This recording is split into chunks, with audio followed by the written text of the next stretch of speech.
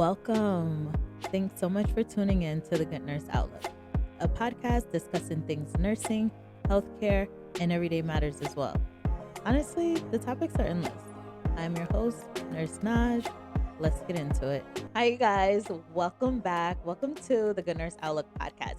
If you are watching me on YouTube, please like, comment, share, subscribe, share with a nurse friend. If you are listening to me on Apple, Spotify, Google Podcasts, any podcast, please rate and leave a review. Today's topic is, should you get CNA or PCT experience before becoming an RN? Before we dive into it, I just want to let you guys know that I have a friend named Jennifer who tagged me in a post on Nurse Influencers page, Stephanie Beggs. She reposted it in her story. And let me tell you guys, my followers went up, my book sales went up. I sold like 50 books in like 4 hours. I was like, oh my gosh, what did I do? I woke up, it was so crazy. But yeah, I'm so appreciative for that. And I'm so thankful for her. That was so nice, right? Like, she didn't even buy my book yet. But, I guess my page is pretty solid, so I respect that. And I just thank God because that was pretty amazing. Without further ado, let's dive into it. Oh, my book is called Chart Like a Boss. I don't know if I talked about it. But anyway, should you be a CNA or a PCT before starting nursing school? It's the biggest debate. And I'm here to add to the debate. I was a CNA for 8 years before I got my associate's degree in nursing and became a registered nurse. Did it help me? It helped me tremendously. I was way more confident around the patients. I was confident when I was talking to the interdisciplinary team. I was confident doing vital signs, cleaning patients, feeding patients, talking to family members, talking to superior nurses. Those are the type of skills that you gain when you're a CNA. So when I was working as a CNA, initially I didn't even understand or get anything, and it all came with due time. So necessarily, no, you don't have to get CNA or PCT experience, but it does help along the way. But just like anything, if you're new to something, it's going to take time before you get your footing. So did you know that there was a study in California that found only about 20% of CNAs went on to get a higher level of education? And then only around 10% became registered nurses within 6 years. That's crazy, right? I'm currently working as a travel ER nurse, and I feel like every patient care tech or CNA I run into, everyone's in nursing school. So I don't really know about these statistics over there in California, but that can't be for everywhere because on the East Coast, these girls are in nursing school.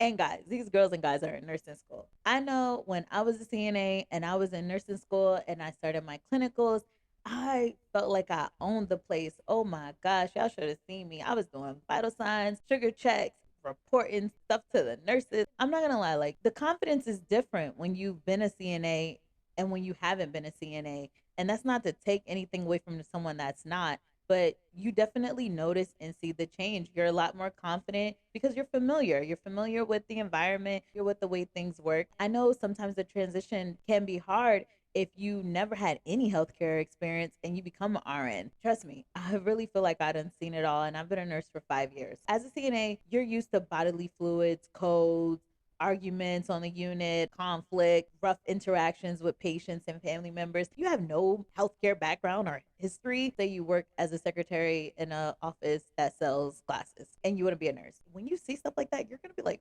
where the hell am I? What is going on? It's so bizarre. Nursing students during clinicals, sometimes they even left clinical crying because they had such a rough day. It's just so much pressure. You're in a fast paced environment. And not only are you in a fast paced environment, but people are yelling at you and coming at you different directions and asking you for all these things. And you're just like, I'm just a student.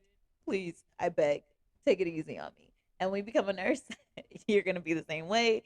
But don't worry, you're going to get through it. CNAs have a skill set that is learned through hands on experience. And that's just the trick of the trade. And as a registered nurse, you're going to learn through hands-on experience your tricks of the trade. So some of the pros: you're more comfortable around patients, bodily fluids, a fast-paced environment, and you most likely learn how to manage stress, especially with working with other nurses, doctors, supervisor, and manager. As a CNA, you have so many patients sometimes. Everyone's pulling you from different directions and you just want to go off, but you don't go off and you restrain, or you learn how to talk to people in a certain way that those skills that you learn as a CNA, you carry on into your nursing career. Don't think once you become a nurse, no one's going to be yelling or screaming at you. It's actually going to get a lot worse because you're actually responsible for bodies, human bodies. Another thing is, as a CNA, you have such confidence when you are entering clinicals and intern nursing school, kind of have an idea of what to expect. Although the educational aspect is going to be a lot tougher because you have to learn so many different things, but at least the clinical side will be easier. And not only that, some of the educational stuff you do learn as a CNA if you are attentive and ask questions and eager to learn. You can learn some of this stuff that you learn in nursing school as a CNA. Not to say that anyone sleeps on CNAs, because if you are a good nurse, you're gonna know not to sleep on your CNA, because CNAs be knowing, especially depending on the setting you are in. They are watching your patients for you when you're with another patient or in another room. They're your eyes. If you're a nurse and you have never been a CNA, respect your CNA. That's what I gotta say. As a CNA, you're feeding, you're documenting, assisting with mobility, transfers, patient reporting, and that helps with nursing school because you're more confident when you're reading case studies and when you're doing simulation and when you're at clinicals. Those skills help. You have such a confidence that people are like, wow, people are really impressed. And as a CNA or patient care tech, you're pulled in so many different directions and everyone needs something from you. And that's no different when you become a nurse. You're going to be pulled in so many different directions and so many people are going to need things from you. And you're going to be able to just handle that stress. You're going to be like, what you need, what you want, doc. Yes, patient in room 305. Yes, family member Sue. How can I help you? Like, you're going to be smooth. Another pro is that you understand healthcare and you get to spend more time with nurses and truly decide if it's something that you actually want to do. I know some nursing students that was never a PCT, never a CNA, went into nursing school, and once they got into clinical, they were like, "What? Like this isn't the glamorous stuff that I'm seeing. Like this is not for me."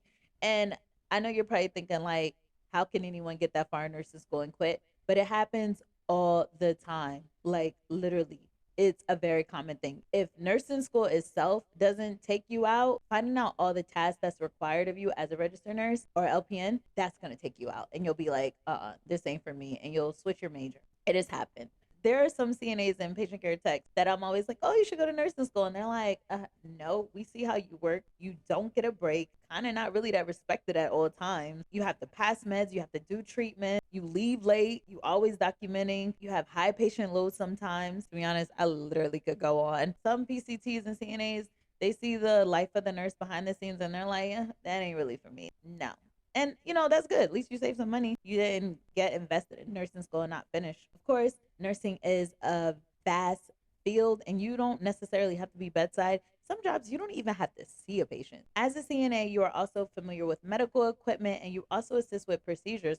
So if you're in med surg and you're learning about inserting Foley, feeding tubes, suction, all those different things, as a CNA or as a patient care tech, you have that experience from work and you can ask your nurse. Most nurses love a CNA or a PCT that's in nursing school because they're always helpful. They're always eager to learn.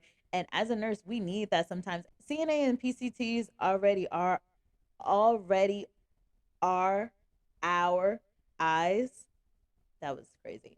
However, I have seen a lot of PCTs or CNAs that's in nursing school catch a lot of things that other people wouldn't catch. And that's a good thing. So some of the cons is, first of all, as a CNA or a patient care tech, you're often underpaid, undervalued, and appreciated. And then the job is mentally and physically demanding. And most CNAs and patient care techs reach a breaking point and they burn out. CNAs have also reported verbal abuse and lack of respect or appreciation as some of their top concerns, which sounds a lot like nurses, but we're not talking about nurses right now. And it depends on your setting as a CNA or a patient care tech, because if you're in a nursing home, you can have like 20 to 25 patients, and that can be so heavy on you. And if you're in a hospital setting, it could literally be the same thing. Your role is a little bit higher because now you're expected to do vital signs, blood sugars, clean all these patients. It can be very unattractive if you're a nursing student, because not only do you have the stress of nursing school, but now you have a job that's stressful as well. A con I can say, and I don't think anyone really talks about this, being a CNA or a patient care tech before you are a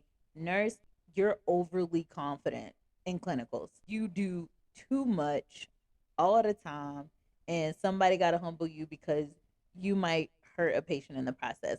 Because again, like how I said earlier, I had all this confidence and I felt secure, but I never did anything without letting my nurse or my clinical person know. However, I have seen nursing students that try to take the initiative and do something for your patient as the nurse, and they think I have this experience and I've seen this done before and da da da.